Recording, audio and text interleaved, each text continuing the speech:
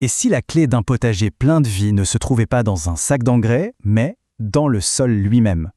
Aujourd'hui, on va explorer une technique à la fois ancestrale et super efficace pour régénérer la terre de son jardin. L'idée, c'est de travailler avec la nature, pas contre elle. La saison des récoltes s'achève. C'est le bon moment pour faire une sorte de petit bilan de santé. Comment va la terre du potager? Est-ce qu'elle ne serait pas un peu fatiguée comme essoufflée après avoir tant donné? Est-ce que ça parle à quelqu'un, ça? Les mauvaises herbes qui reviennent tout le temps, un sol qui devient dur comme du béton, et puis cette impression qu'il y a moins de vie, moins de vers de terre qu'avant? Eh bien, tout ça, ce sont les signes que le sol a vraiment besoin d'un coup de pouce. Heureusement, il existe une solution vraiment élégante, un secret de jardinier bien gardé pour régler tous ces problèmes d'un coup.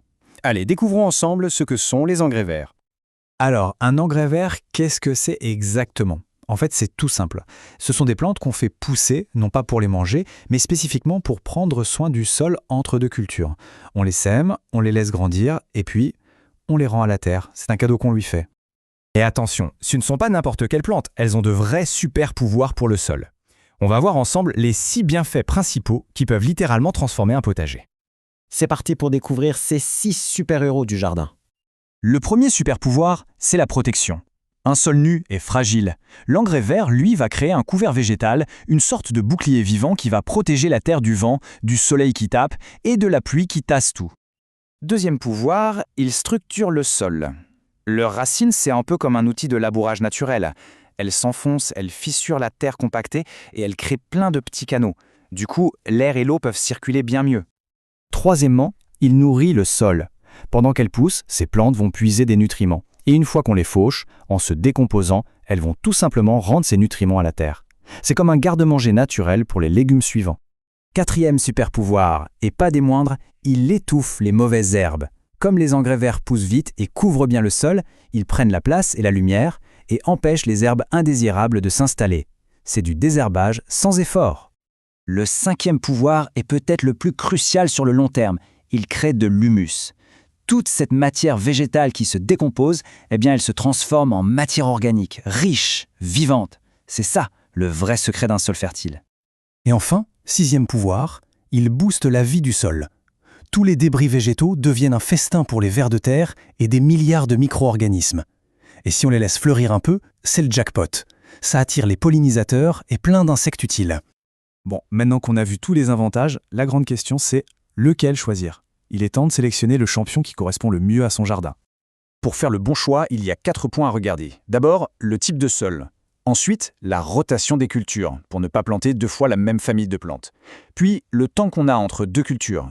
Et bien sûr, la saison à laquelle on veut semer. Prenons un exemple concret pour bien comprendre. On a un petit créneau en été, la moutarde c'est parfait. Elle pousse super vite et nettoie la place. Par contre, si on veut couvrir le sol tout l'hiver, la févrole est une meilleure option. Elle est plus lente, mais elle résiste au froid et en plus, elle enrichit le sol en azote. Allez, passons à la pratique. On va voir que c'est vraiment simple. Tout se fait en 3 petites étapes, du semis jusqu'à l'amélioration concrète du sol. Mais attention, avant de se lancer, il y a une question absolument cruciale. Le succès de toute l'opération dépend de la réponse. À quel moment exactement faut-il couper cet engrais vert? Le moment parfait, le voilà. C'est juste avant la floraison, quand les fleurs sont encore en bouton. Pourquoi? Parce que c'est là que la plante est gorgée de nutriments. Et aussi, très important, ça évite qu'elle ne fasse des graines et envahisse tout le potager l'année d'après. Alors, voilà les 3 étapes. 1. On sème. Juste après avoir récolté quelque chose, on nettoie un peu et on jette les graines à la volée. 2. On fauche. Au bon moment, juste avant les fleurs, on coupe tout au ras du sol. Et 3. On incorpore. On laisse les plantes coupées se décomposer sur place pendant 2 ou 3 semaines, puis on les mélange juste en surface avec une griffe. C'est tout.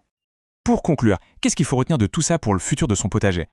En fait, toute la philosophie derrière est brillamment résumée ici. Le but, c'est de ne jamais laisser le sol nu. Il faut toujours le couvrir, l'enrichir, le protéger. C'est vraiment un des principes de base du jardinage qui respecte la nature. La question finale, c'est donc à chaque jardinier de se la poser. En regardant sa terre, ses besoins, son calendrier, quel sera le meilleur champion pour redonner vie à son potager?